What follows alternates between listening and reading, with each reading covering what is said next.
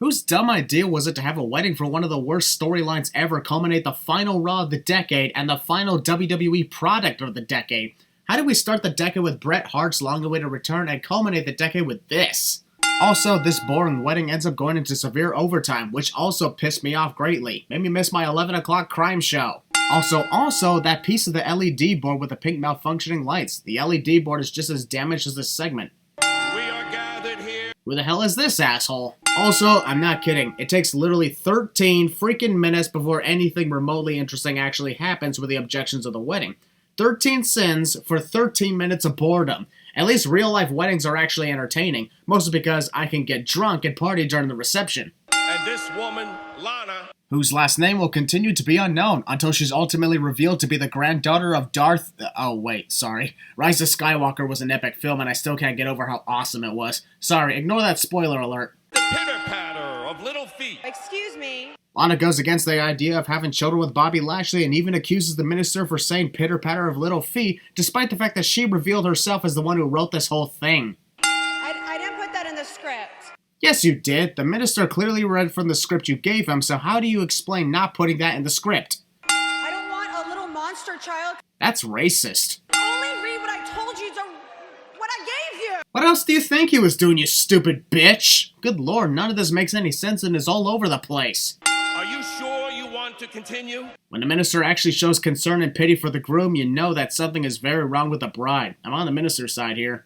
Also, Bobby doesn't end up saying no and walk out starting off 2020 the way he was always supposed to be. Dominant! That one sad moment when Bobby Lashley is literally the only one enjoying this wedding, completely blind to the psychotic nature of Lana. This is not about the Rusev! Try ignoring them or something. For once, can the wrestlers just ignore the audience or something? Maybe they'll stop trying to hijack every show as if they matter to the product.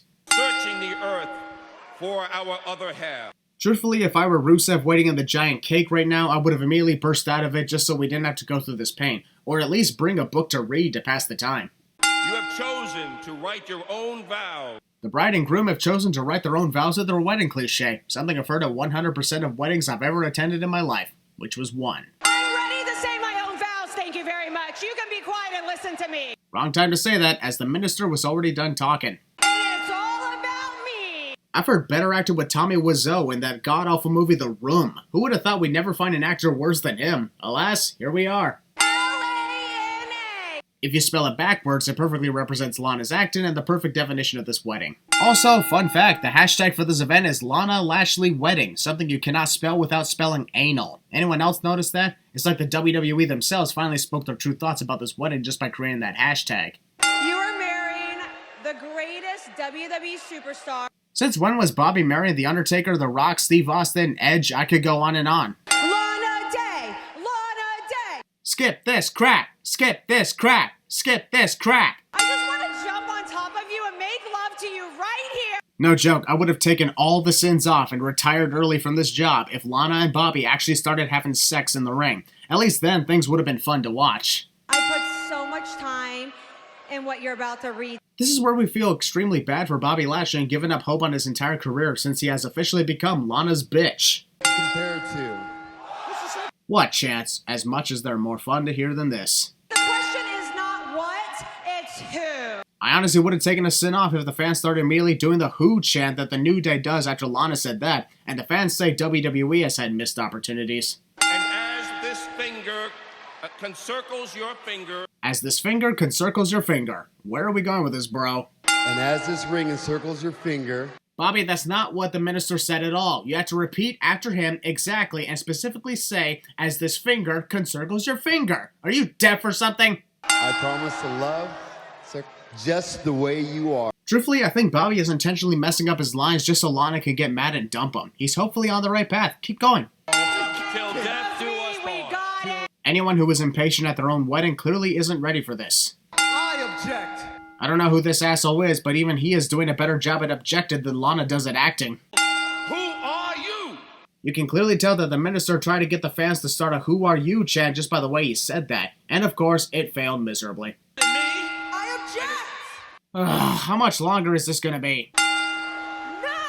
Bobby Lashley's first wife must think she's Daniel Bryan or something with a much more superior no movement.